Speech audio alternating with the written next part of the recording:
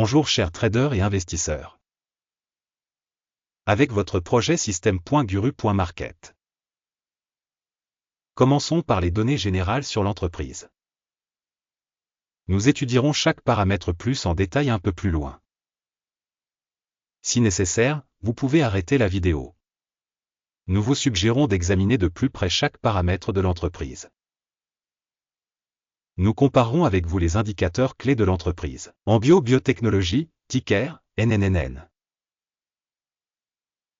Cet avis est basé sur des informations en date du 13 juillet 2025. Selon la classification Guru Market Organisation en biotechnologie appartient à la sous-catégorie Meta-Analysis, 29 entreprises participent à l'analyse. Nous regarderons le tableau des commandes à la fin de la vidéo. Le résultat pour l'entreprise est 1,5 sur 10 points. La note moyenne pour la sous-catégorie est de 1,1 point. Si l'on regarde de manière large, dans le cadre de l'ensemble du marché en général, vous pouvez voir que le score moyen pour l'ensemble du marché boursier est de 1,8 points. Contre un score de 1,5 points en biotechnologie. Comparez l'évolution du cours de l'action d'une entreprise en biotechnologie et actions de sous-catégorie. Nous constatons qu'au cours des 12 derniers mois, les actions de la société en biotechnologie a montré un changement de 0%. Contre les variations de prix dans la sous-catégorie de 2,9%. Capitalisation boursière de l'entreprise en biotechnologie s'élève à 7,09 milliards de dollars. La capitalisation boursière de la sous-catégorie est de 116 milliards de dollars. La valeur comptable de la société est estimée à 0,02 milliards de dollars. Avec une capitalisation de sous-catégorie de 39 milliards de dollars.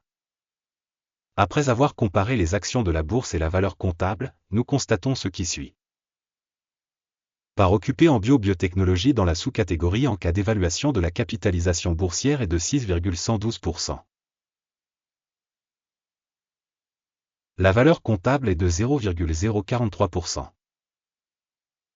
Évaluation de la part de marché de l'entreprise et de la capitalisation du bilan de la sous-catégorie, mauvais, moins 1 point. L'organisation analysée n'a aucune obligation financière. Le résultat pour le niveau des obligations d'endettement de l'entreprise, très bon, 2 points. Le ratio cours-bénéfice de la société est de 2835,2. Avec une moyenne dans la sous-catégorie de 0. Le ratio cours-bénéfice de la société par rapport aux sociétés de la sous-catégorie est très bon, 2 points.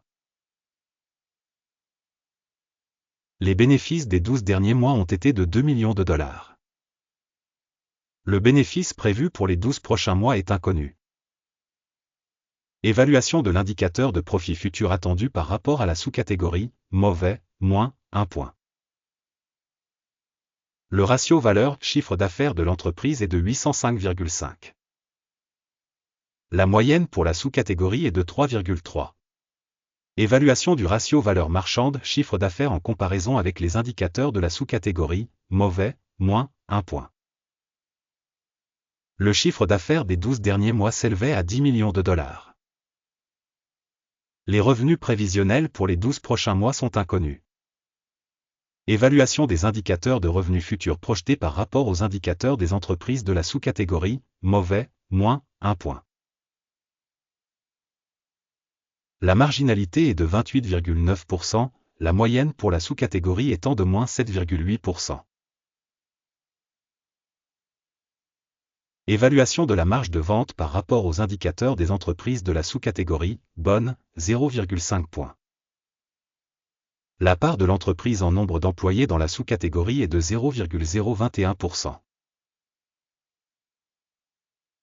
Ce qui représente 29,5% de moins que la part de capitalisation boursière. Le montant du capital de marché par employé de l'organisation est de 262 519 milliers de dollars. Et dans la sous-catégorie 900 000 dollars. Évaluation du volume de capital par salarié par rapport aux indicateurs de la sous-catégorie, passable, 0 point.